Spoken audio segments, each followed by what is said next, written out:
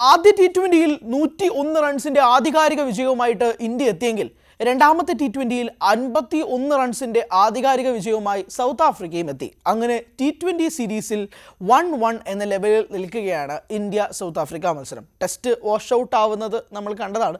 ഏകദിനത്തിൽ എന്താണ് നടന്നതെന്നും നമ്മൾ കണ്ടു. ഇനി അടുത്തത് 2020യിലേക്ക് കടക്കുമ്പോഴേക്കും ഒരുപാട് ചോദ്യങ്ങൾ ടീം സെലക്ഷനുമായി ബന്ധപ്പെട്ട് മുന്നോട്ട് വെക്കുകയാണ്. ഒരുപാട് സംശയങ്ങളുണ്ട്. പ്രത്യേകിച്ച് കഴിഞ്ഞ മത്സരത്തിൽ ഗോൾഡൻ ടക്കായ ശുഭ്മൻ ഗില്ലിൻ്റെ കാര്യം കൂടി എടുത്ത് സൂചിപ്പിക്കുകയാണ്. സോഷ്യൽ മീഡിയ ഇന്ത്യ ഒട്ടാകെ തന്നെ ട്രെൻഡിങ് ആവുകയാണ്.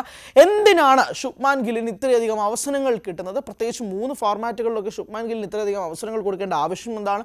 ഇതുപോലെ കഴിഞ്ഞ കുറച്ച് മത്സരങ്ങളൊക്കെ എടുത്തു നോക്കിയാൽ പോലും തീരെ ആവറേജ് ഇല്ലാത്ത, തീരെ സ്ട്രൈക്ക് റേറ്റ് ഇല്ലാത്ത, കൃത്യമായ ഒരു തരത്തിലും ഒരു ബാറ്റ് കൊണ്ട് പ്രകടനം കാണിക്കാത്ത ശുഭ്മൻ ഗില്ലിനെ എന്തിൻ്റെ അടിസ്ഥാനത്തിലാണ് ഇങ്ങനെ ടീം ബാക്ക് ചെയ്തുകൊണ്ടിരിക്കുന്നതെന്നൊരു ചോദ്യവും കൂടെ നിൽക്കുന്നുണ്ട്. മൂന്നാമത്തെ ടി-20യിലേക്ക് വരുമ്പോൾ പോലും ടീമിൽ എന്തെങ്കിലും ഒരു മാറ്റം ഉണ്ടാകുമോ എന്നുള്ള ചോദ്യങ്ങളും സംശയങ്ങളൊക്കെ അവിടെ നിൽക്കട്ടെ.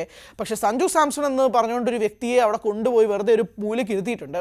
അതെന്തിനാണെന്ന് ഇപ്പോഴും ആർക്കെങ്കിലും ഒരു മറുപടി പറയാൻ പറ്റുമെങ്കിൽ വലിയ ഉപകാരം. അതുകൊണ്ട് തന്നെയാണ് സഞ്ജു പറയുന്നത് പോലെ തന്നെ എന്നെ ടോപ്പ് ഓർഡറിൽ പ്ലേസ് ചെയ്യാം, എന്നെ മിഡിലിൽ പ്ലേസ് ചെയ്യാം. ഈ സിനിമയിൽ പോലെ തന്നെയാണ്. ചിലപ്പോൾ നായകനാവും, ചിലപ്പോൾ വില്ലനാവും, ചിലപ്പോൾ ജോക്കർ ആവും എന്നൊക്കെ പറയുന്ന പോലെ ചിലപ്പോൾ ടോപ്പ് ഓർഡർ, ചിലപ്പോൾ മിഡിൽ ഓർഡർ, ചിലപ്പോൾ വാലറ്റം, ചിലപ്പോൾ ബെഞ്ചിലും ഇരിക്കേണ്ടി വരും. കഴിഞ്ഞ 2 ടി-20യിലും ബെഞ്ചിലിരുത്തിയാണ് സഞ്ജു സാംസണെ ഇന്ത്യൻ സെലക്ടർമാർ സ്വീകരിച്ചത് എന്നതും കൂടി ഉറ്റുനോക്കേണ്ട കാര്യം കൂടിയാണ്. മൂന്നാമത്തെ ടി-20യിലെങ്കിലും സഞ്ജുവിന് ഇങ്ങനെ ഒരു അവസരം കിട്ടുമോ എന്നൊരു ചോദ്യവും കൂടി നിൽക്കുന്നുണ്ട്. ഒരുപാട് പ്രതിസന്ധികൾ കൂടി കടന്നു പോകുന്ന ഒരു ഇന്ത്യൻ ടി-20 സൈഡിൽ കാണാം. ആദ്യ ടി-20യിൽ പ്രസിദ്ധ് കൃഷ്ണയാണ് ഏവരും ട്രോൾ ചെയ്തെങ്കിൽ ഇപ്പോൾ രണ്ടാം ടി-20യിൽ വന്നിരിക്കുന്നത് അർഷ്ദീപ് സിംഗിനെ കുറിച്ചാണ്. 4 ഓവറിൽ നിന്നും 54 റൺസാണ് അർഷ്ദീപ് സിംഗ് വഴങ്ങിയത്. ജസ്പ്രീത് ബുംറ ആവട്ടെ റെസ്റ്റൊക്കെ കൊടുക്കുന്നുണ്ട്. പക്ഷേ ജസ്പ്രീത് ബുംറയ്ക്ക് ഒരു ഇമ്പാക്റ്റ് ഉണ്ടാക്കാൻ കഴിയുന്നില്ല എന്ന് പറഞ്ഞുകൊണ്ടും ട്രോളുകൾ വരുന്നുണ്ട്. 4 ഓവറിൽ നിന്ന് 45 റൺസാണ് വിക്കറ്റ് ഒന്നും നേടാതെ തന്നെ കഴിഞ്ഞ ദിവസം ജസ്പ്രീത് ബുംറയും വഴങ്ങിയത്. ഇങ്ങനെ ഈ മുന്നേറ്റ ബൗളർമാർ, നമ്മുടെ 2 ഓപ്പണിംഗ് ബൗളർമാരുടെ പിഴവ് കഴിഞ്ഞ ദിവസം ഉണ്ടായിട്ടുണ്ട് എന്ന് വേണം തന്നെ പറയാൻ.